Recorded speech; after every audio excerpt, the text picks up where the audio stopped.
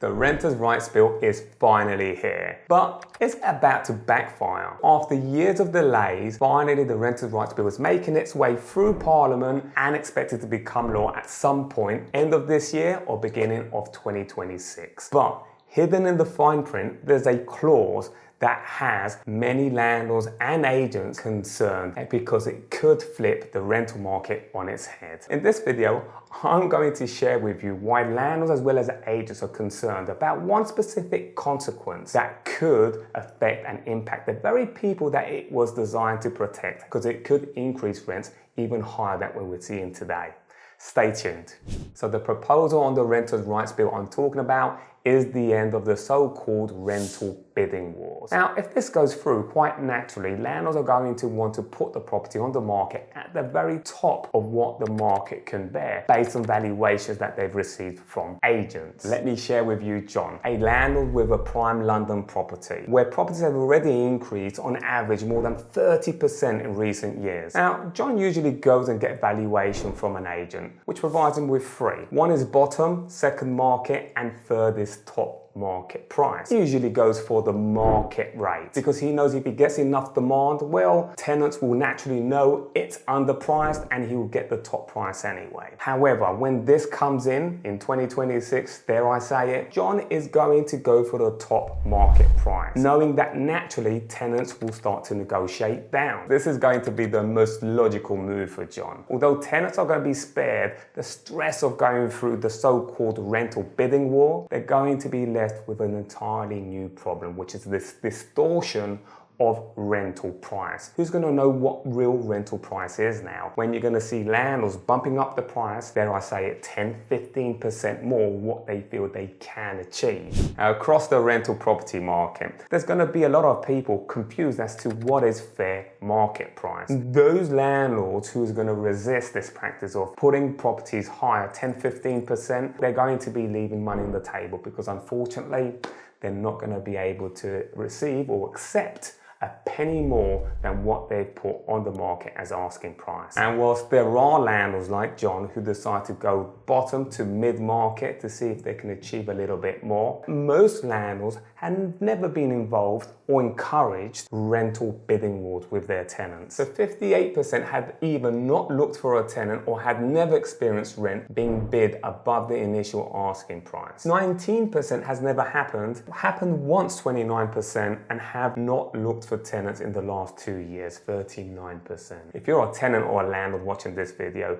do me a favor, leave a comment below as to what your experience has been with this so-called rental bidding wars. Let's dive in even deeper. So landlords who have their portfolios managed by professional letting agents do receive higher rents than anticipated. And in fact, 46% of landlords say that managing agents that had some part with their property actually benefited from some type of bidding war, as opposed to 25% who benefited from this practice are self-managed landlords. And this next finding from the survey may shock a lot of people, especially tenants. So the reason why, or the main reasons why, rents are bid upwards is not because of landlord greed. It's a reflection of market conditions. And right up there, we have landlord or agent received a higher bid due to an in-demand property. Trickling down from there, we have property that's been removed from the market, and then when placed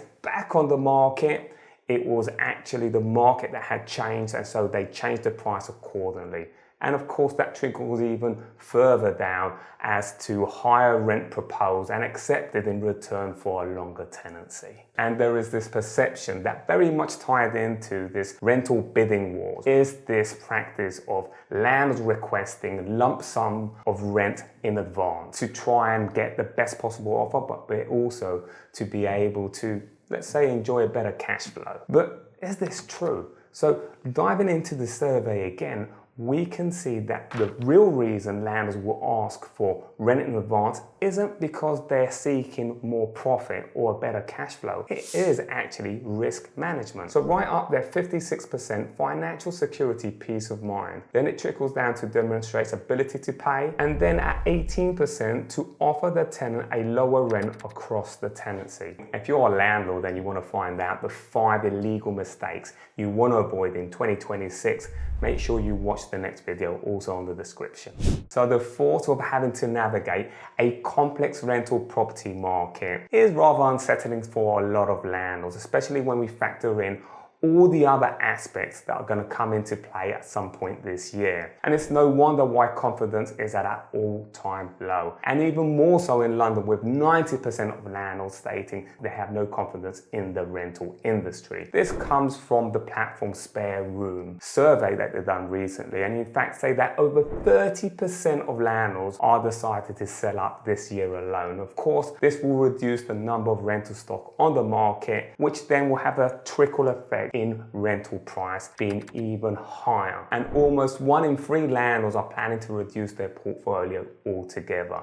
And 4% are planning to switch their property from a long-term rental to short-term rental. This problem is even more acute in London, with over 40% of landlords planning to exit the market altogether. And this trickles all the way down into I plan to invest in holiday short-term lets, 3.8% for UK and 2% in London.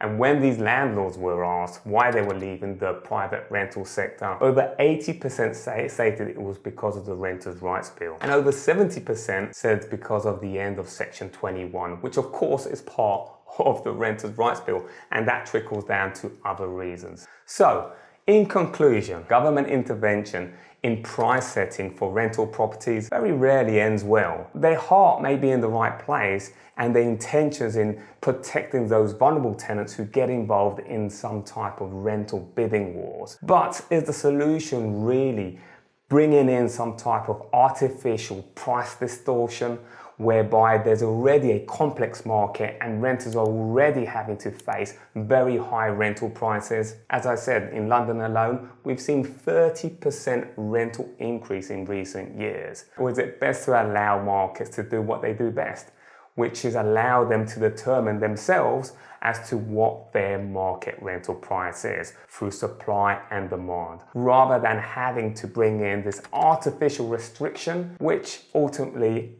may end up in tears for tenants?